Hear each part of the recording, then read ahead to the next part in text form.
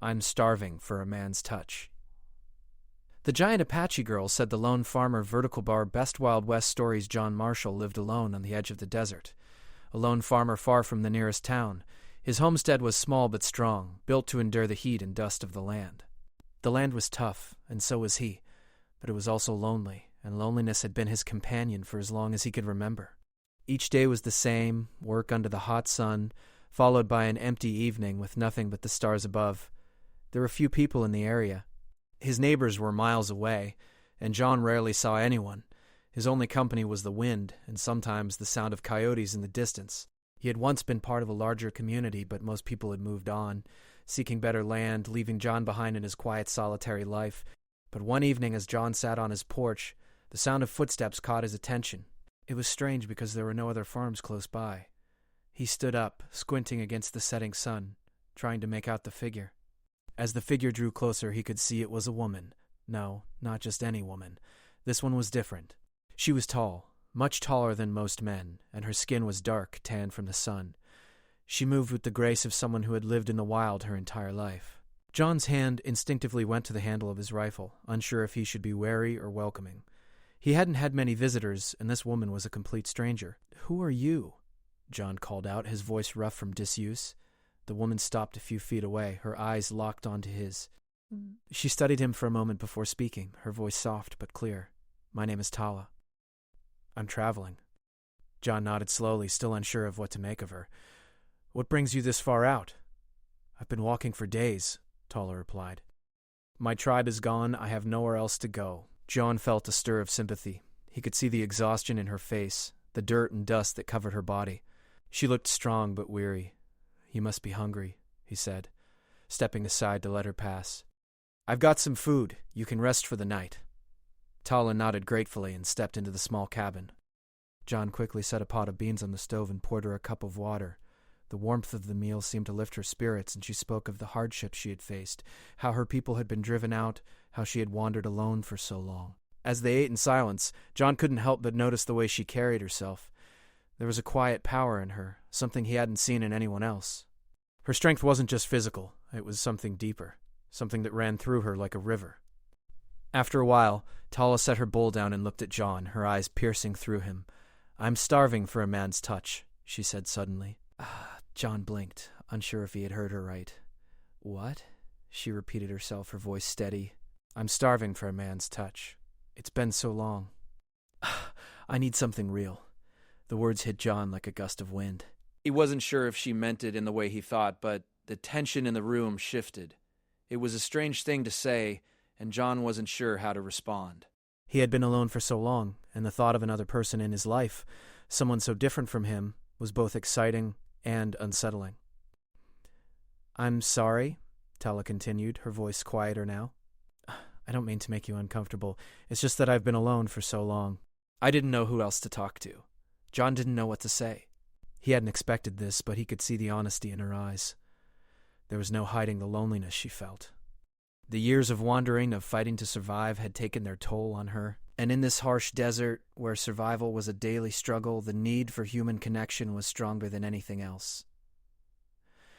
"You can stay here as long as you need to," John said finally, breaking the silence. "I don't have much, but I'll share what I've got." Tala gave him a small smile, a smile that held both gratitude and something else, something deeper, something unspoken. She didn't need to say anything more. She knew she had found a place, a brief moment of peace in the middle of a world that had offered her little kindness.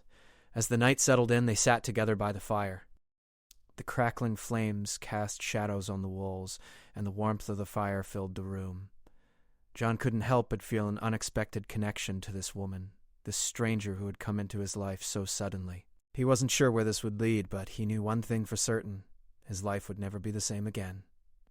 Tala's presence was something he hadn't anticipated, and in the quiet of the night, John felt something stir inside him, something he hadn't felt in a long time. It was a feeling of hope, of possibility, and maybe, just maybe, of something more.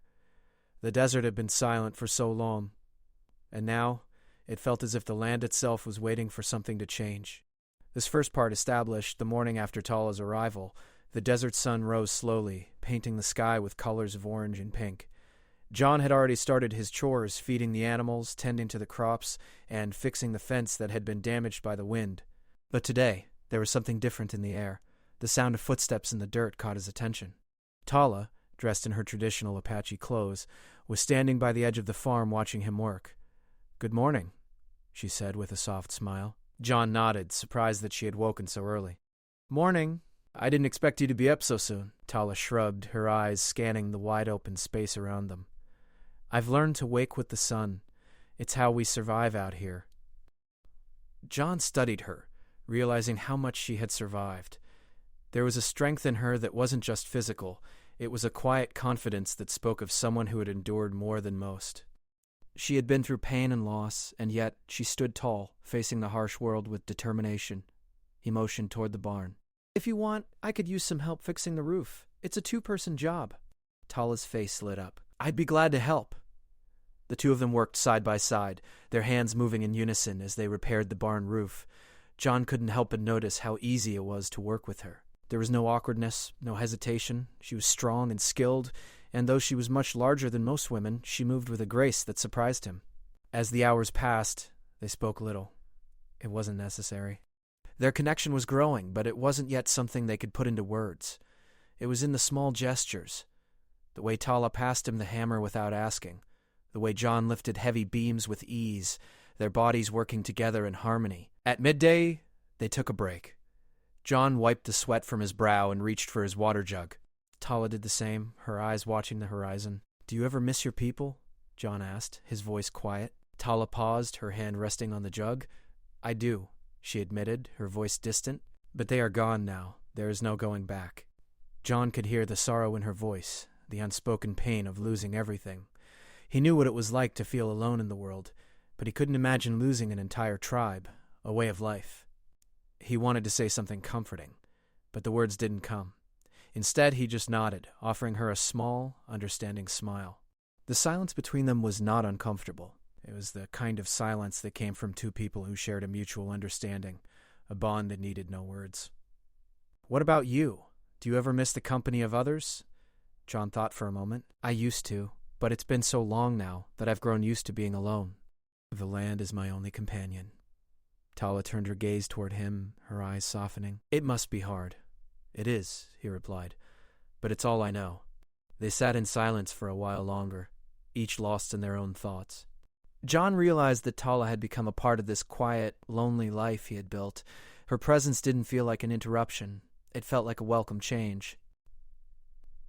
Later that afternoon, they finished the roof and moved on to the next task, repairing the fence that surrounded the property. Tala was quick and efficient, her strength making the work go faster. John couldn't help but admire her. She was unlike any woman he had ever met.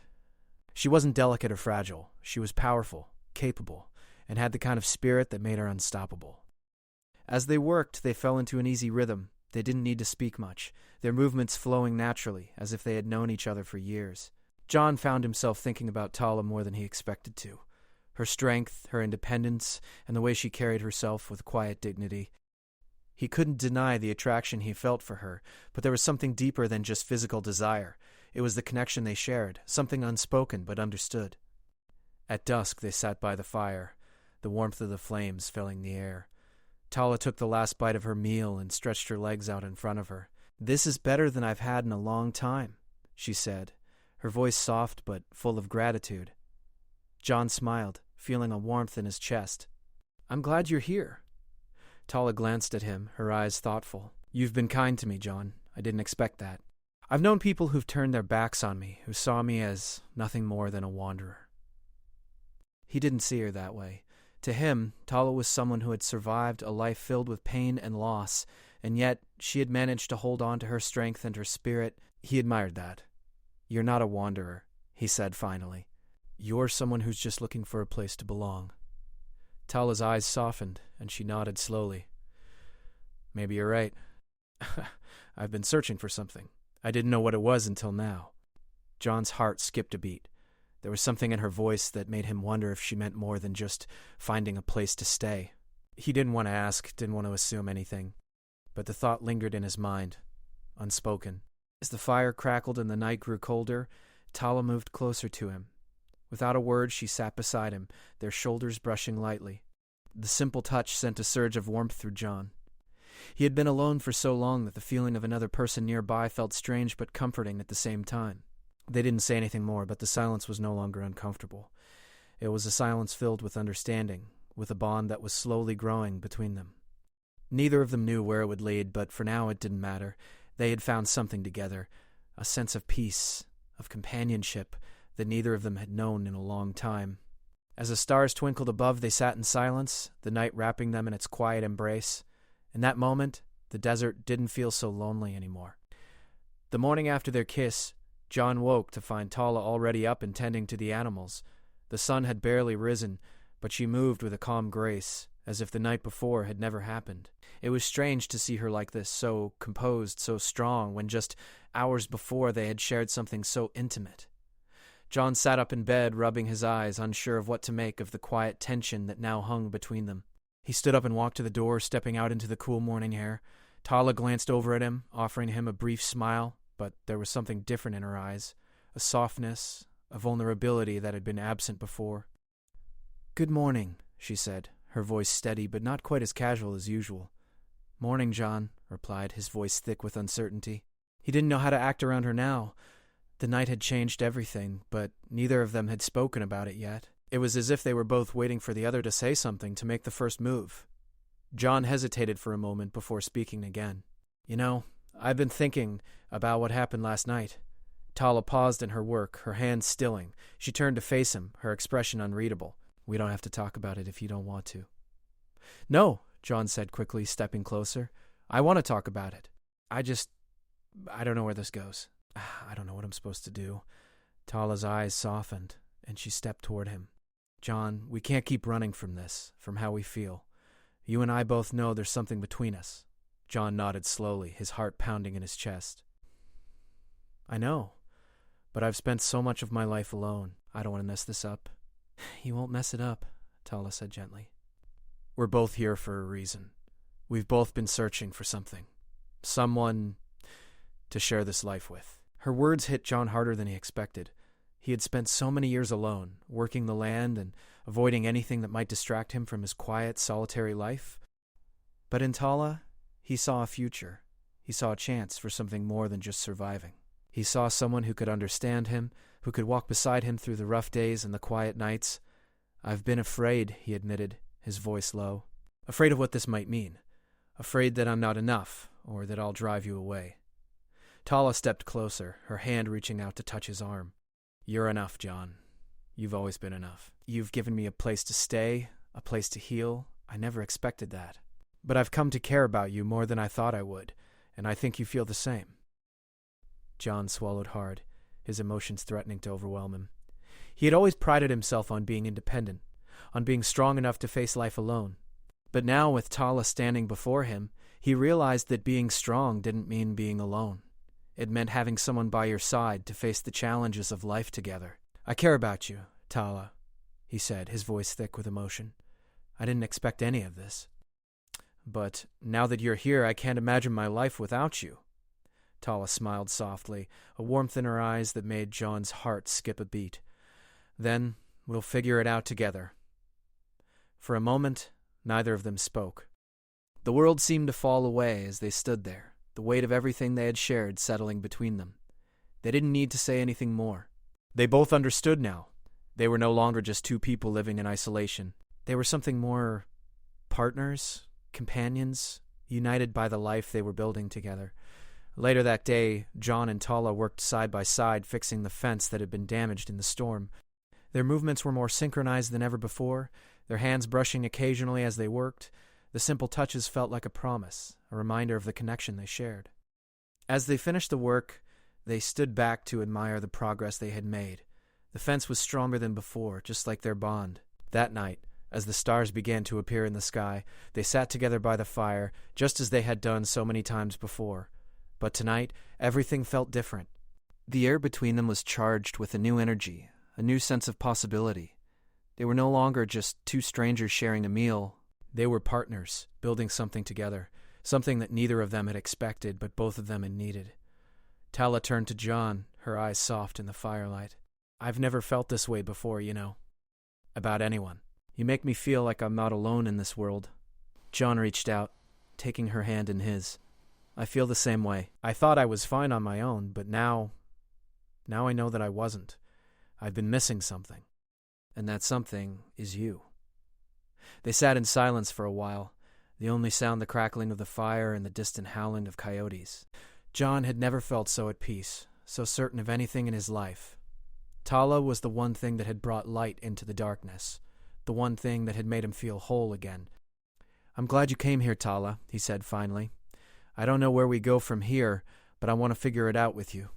Tala smiled, her eyes filled with a warmth that melted away any remaining doubts. "We'll figure it out, John, together." As the fire burned low, they leaned into each other, the warmth of their bodies and the fire wrapping them in a sense of safety and belonging. For the first time in a long time, John didn't feel alone. Tala was by his side, and together they would face whatever the future held. The desert, with all its challenges and hardships, no longer felt so lonely. With Tala beside him, John knew that anything was possible.